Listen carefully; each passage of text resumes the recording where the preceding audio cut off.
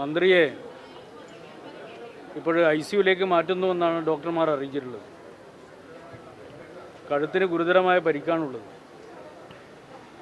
കേരളത്തിൻ്റെ ചരിത്രത്തിൽ ഇന്ന് വരെ ഒരു വനിതാ മന്ത്രിക്ക് നേരെ ഇത്രയും നിഷ്ഠൂരമായ ഒരു ആക്രമണം നടന്നിട്ടുണ്ടാവില്ല. പ്രതിഷേധങ്ങളും ഒക്കെ പലതും കേരളം കണ്ടിട്ടുണ്ട്. പക്ഷേ ഒരു വനിതാ മന്ത്രിയെ കായികമായി കടന്നാക്രമിക്കുക, ഗുരുതരമായ പരിക്കേൽപ്പിക്കുക കേരളത്തിൻ്റെ ചരിത്രത്തിലാദ്യമാണ്. ഇത് അങ്ങേയറ്റം പ്രതിഷേധാർഹമാണ്. നേരത്തെ യൂത്ത് കോൺഗ്രസ്സുകാർ പ്രതിപക്ഷ നേതാവിൻ്റെ ഉൾപ്പെടെ അറിവോടുകൂടി ബഹുമാനപ്പെട്ട മന്ത്രിയുടെ വീട്ടിന് നേരെ റീത്ത് വെച്ചതാണ്. ആ റീത്ത് വെച്ചതിൻ്റെ തുടർച്ചയായിട്ടാണോ മന്ത്രിയെ അപായപ്പെടുത്താൻ വേണ്ടി ശ്രമിച്ചത് എന്നുള്ളത് പ്രതിപക്ഷ നേതാവ് വ്യക്തമാക്കണം. റീത്ത് വെച്ചതിൻ്റെ തുടർച്ചയായി മന്ത്രിയെ അപായപ്പെടുത്താനുള്ള ഒരു നീക്കമാണ് ഇവിടെ നടന്നിട്ടുള്ളത്. ചരിത്രത്തിൽ ഇന്നുവരെ ഇങ്ങനെ ഒരു സംഭവം ഉണ്ടായിട്ടില്ല. എന്തിനു വേണ്ടിയാണ് ഈ കടന്നാക്രമണം? കേരളത്തിലെ ആരോഗ്യമേഖല ലോകത്തിന് മാതൃകയായ വിധത്തിൽ വളർത്തിയെടുത്തതാണോ ഇടതുപക്ഷ ജനാധിപത്യ മുന്നണിയും മുന്നണി ഗവൺമെൻറ്റും ആ സർക്കാരിലെ ആരോഗ്യവകുപ്പ് മന്ത്രിയും ചെയ്തത്? നമ്മളിപ്പോൾ ഇവിടെ കണ്ണൂർ ജില്ലാ ആശുപത്രിയിലാണ്. ഈ ജില്ലാ ആശുപത്രിയിൽ ഉൾപ്പെടെ കേരളത്തിലെ മുഴുവൻ ജില്ലാ ആശുപത്രികളിലും കാത്ത് ലാബ് ഉൾപ്പെടെ അവയവമാറ്റ ശസ്ത്രക്രിയ ഉൾപ്പെടെ ഇവിടെ കൊണ്ടുവന്നതാണോ ഇടതുപക്ഷ മന്ത്രി ചെയ്ത കുറ്റം? കേരളത്തിലെ താലൂക്ക് ആശുപത്രികൾ, ജില്ലാ ആശുപത്രികൾ, പ്രാഥമിക ആശുപത്രികൾ ഇതിനെല്ലാം ലോക നിലവാരത്തിലേക്ക് ഉയർത്തിയതാണോ മന്ത്രി ചെയ്ത കുറ്റം? ഇവിടെ അങ്ങേയറ്റം നിഷ്ഠൂരമായിട്ടുള്ള കടന്നാക്രമണമാണ് ഉണ്ടായിട്ടുള്ളത്. കേരളത്തിൻ്റെ ചരിത്രത്തിൽ ഇന്ന് വരെ ഇങ്ങനെ ഒരു സംഭവം ഉണ്ടായിട്ടില്ല. ഇതിൻ്റെ മേലെ ശക്തമായ പ്രതിഷേധം ഉയർന്നു വരണം. കണ്ണൂർ ജില്ലയിൽ വെച്ചാണ് ഈ സംഭവം ഉണ്ടായിട്ടുള്ളത്. റെയിൽവേ സ്റ്റേഷനിൽ പരിപാടിയൊക്കെ കഴിഞ്ഞ് ട്രെയിൻ കയറാൻ വേണ്ടി പോകുന്ന സന്ദർഭത്തിലാണ് ഇങ്ങനെ ഒരു അക്രമം നടന്നിട്ടുള്ളത്. ഇത് ആസൂത്രിതമായ അക്രമമാണ്. ഈ ആസൂത്രിതമായ അക്രമം നടത്തുന്നതിൻ്റെ മുന്നോടിയായിട്ടാണ് മന്ത്രിയുടെ വീട്ടിൽ റീത്ത് വെച്ചിട്ടുള്ളത്.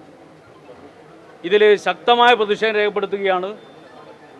ജില്ലയിലെ മുഴുവൻ പ്രദേശങ്ങളിലും നാട്ടിലാകെ അതിശക്തമായ പ്രതിഷേധങ്ങൾ ഉയർത്തിക്കൊണ്ടുവരുന്നതിന് വേണ്ടി ഇടതുപക്ഷ ജനാധിപത്യ മുന്നണിയുടെയും CPIMൻ്റെയും പ്രവർത്തകരോട് അഭ്യർത്ഥിക്കുകയാണ്. ഇതിൽ ശക്തമായ പ്രതിഷേധം CPIM രേഖപ്പെടുത്തുകയാണ്. മന്ത്രിക്കെതിരെ പ്രതിഷേധം ഉണ്ടാകുന്നത് സ്വാഭാവികമായും ഉറപ്പായ സംഗതിയായിരുന്നല്ലോ. അപ്പോൾ എവിടെയാണെങ്കിലും അപ്പോൾ ഈ പോലീസ് വേണ്ടത്ര ജാഗ്രത കാണിച്ചിട്ടില്ല എന്ന് തോന്നുന്നു. പോലീസിൻ്റെ ജാഗ്രത കുറവ് അല്ല, ഇവിടെ നിങ്ങൾ സംഭവം എന്താണ് ശ്രദ്ധിക്കാത്തതുകൊണ്ടാണ്. റെയിൽവേ സ്റ്റേഷനിലേക്ക് പോകുന്ന സമയത്ത് റെയിൽവേ സ്റ്റേഷൻ്റെ പുറത്തുനിന്ന് BJPക്കാരുടെ പ്രതിഷേധം ഉണ്ടായി. BJPയും യൂത്ത് കോൺഗ്രസും ഒത്തുകളിച്ചിട്ടാണോ ഈ പ്രതിഷേധം നടത്തിയത് എന്ന് ന്യായമായി സംശയിക്കാം. പുറത്തുനിന്ന് BJPക്കാരുടെ പ്രതിഷേധം, പോലീസ് സ്വാഭാവികമായിട്ടും ആ പ്രതിഷേധക്കാരെ അറസ്റ്റ് ചെയ്യുന്നതിനും അവരെ തടയുന്നതിനുള്ള നടപടി സ്വീകരിക്കുകയാണ്. അങ്ങനെ നടപടി സ്വീകരിക്കുന്നതിനിടയിലാണ് മന്ത്രി റെയിൽവേ സ്റ്റേഷനകത്താണ്. റെയിൽവേ സ്റ്റേഷൻ്റെ അകത്ത് വെച്ചാണ് മന്ത്രിക്കെതിരായി ഈ അക്രമം ഉണ്ടായിട്ടുള്ളത്. അപ്പോൾ വളരെ ആസൂത്രിതമായി മന്ത്രി അപായപ്പെടുത്തുന്നതിന് വേണ്ടി പുറത്തുനിന്ന് യൂത്ത് കോൺഗ്രസും റെയിൽവേ സ്റ്റേഷൻ്റെ അകത്തുനിന്ന് പുറത്തുനിന്ന് BJPയും റെയിൽവേ സ്റ്റേഷൻ്റെ അകത്തുനിന്ന് യൂത്ത് കോൺഗ്രസും KSUവും ഈ കടന്നാക്രമണം നടത്തിയിട്ടുള്ളത് എന്നുള്ളത് വളരെ വ്യക്തമാണ്. അത് നിങ്ങൾക്ക് മനസ്സിലാവുന്നില്ലേ?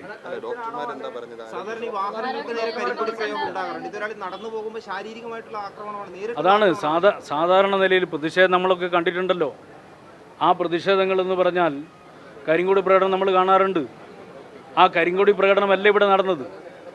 ഞാൻ ചോദിക്കട്ടെ, ഏതെങ്കിലും ഒരു മന്ത്രിയെ ട്രെയിനിൽ കയറാൻ വേണ്ടി പോകുന്ന സമയത്ത് കായികമായി കടന്നാക്രമിക്കും, അതൊരു വനിതാ മന്ത്രിയെ നിങ്ങൾ കേരളത്തിൽ എവിടെയെങ്കിലും കണ്ടിട്ടുണ്ടോ?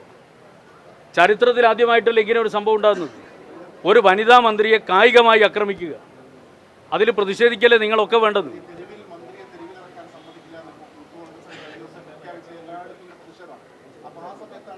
ഇതിനെ നിങ്ങൾ പ്രതിഷേധമെന്ന് വിളിക്കുന്നുണ്ടോ?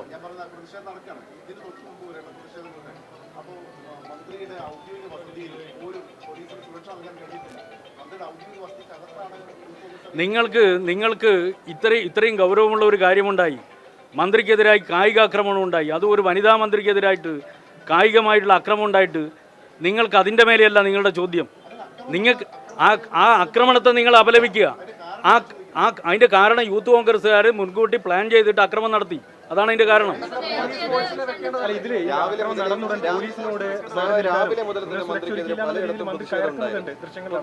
അതുകൊണ്ടാണ് സുരക്ഷാ വീഴ്ച എന്തോ ഉണ്ടായോ എന്ന് അവർക്ക് ചോദിക്കുന്നത്. അല്ല, അതായത് ഇവിടെ ഉള്ള പ്രശ്നം എന്താ? ഒരു വനിതാ മന്ത്രിക്കെതിരായിട്ടുള്ള കടന്നാക്രമണം ഉണ്ടായി. നിങ്ങൾ ആ കടന്നാക്രമണത്തെക്കുറിച്ച് നിങ്ങൾ സംസാരിക്കൂ. നിങ്ങൾക്ക് അജണ്ട മാറ്റിയിട്ട് സുരക്ഷാ വീഴ്ച എന്ന് പറയുന്ന അജണ്ട നിങ്ങൾ കൊണ്ടുവരണം. ആ അജണ്ടയല്ല നിങ്ങൾ എൻ്റെ പ്രിയപ്പെട്ട സുഹൃത്തെ, നിങ്ങൾ ഇത്രയും സങ്കുചിതമാകല്ലേ?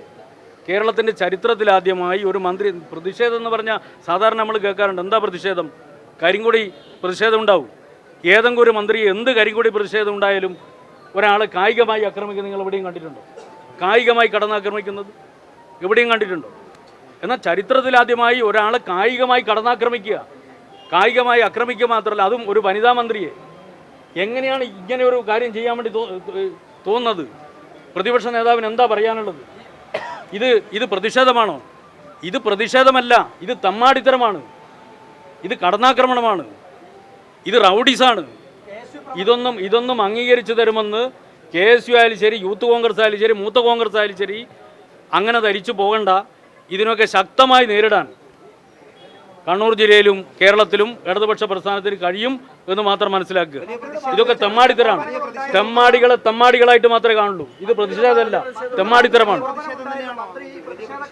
ശക്തമായ പ്രതിഷേധം കണ്ണൂരിലാകെ ശക്തമായ പ്രതിഷേധം ഇതിൻ്റെ മേലെ ഉയർന്നു വരും. ഇത് ഏതെങ്കിലും വിധത്തിലുള്ള സമരത്തിൻ്റെ ഭാഗമായിട്ട് ഞങ്ങൾ കാണുന്നില്ല. ഇത് തെമ്മാടിത്തരമാണ്, ഇത് റൗഡീസമാണ്, ഇത് ഗുണ്ടായിസമാണ്. ഗുണ്ടായിസത്തെ ഗുണ്ടായിസമായിട്ട് മാത്രമേ കാണാൻ വേണ്ടി കഴിയുള്ളൂ. ശക്തമായ പ്രതിഷേധം ഇതിൻ്റെ മേലെ ഉയർന്നു വരും.